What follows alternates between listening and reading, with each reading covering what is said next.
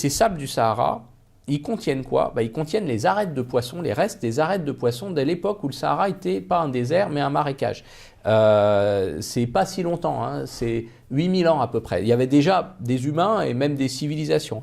Mais il y a 8000 ans, le Sahara, c'était en majeure partie un vaste marécage où il y avait beaucoup de poissons. Ces poissons, bon, maintenant, c'est asséché, mais il reste des tonnes de sédiments, principalement les restes des arêtes. Et l'hydroxyapatite, les précipités de phosphore de ces arêtes se retrouvent envolés comme ça et ça nourrit l'Amazonie. Donc il y a plein d'échanges, ouais, tout est relié. C'est intéressant de se dire que globalement, voilà, d'un point de vue chimique, physico-chimique, sur le globe, tout est relié. Un vieux poisson d'il y a des millénaires, il va nourrir l'Amazonie, qui va nous nourrir indirectement via du soja ou malheureusement ou des choses comme ça qu'on va manger. Enfin, tout est lié, quoi.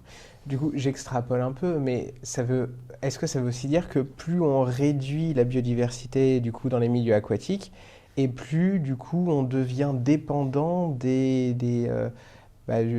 engrais qu'on rajoute à l'intérieur des champs? Oui, c'est pas du tout extrapolé, c'est exactement ça. Enfin, c'est direct. Effectivement, toute cette biodiversité aquatique, elle permet d'avoir des milieux très riches. Et elle permettait, typiquement, si on avait encore des grandes remontées de saumon, on aurait sûrement une agriculture assez vertueuse autour des plaines alluviales et des forêts, des fleuves, etc. Aujourd'hui, on est dépendant pour pouvoir se nourrir de procédés chimiques très polluants qui nous rendent dépendants du gaz, donc de pays pas toujours démocratiques, etc.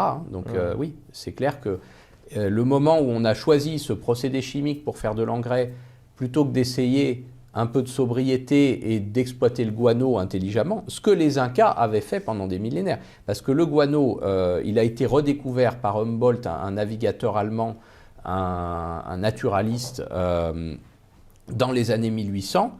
Il voyageait le long de la côte du Pérou, et en fait, il a redécouvert ça, alors qu'avant ça, personne ne savait comment les Incas avaient été aussi riches et aussi prospères alors qu'ils vivent dans un désert extrêmement aride et inhospitalier.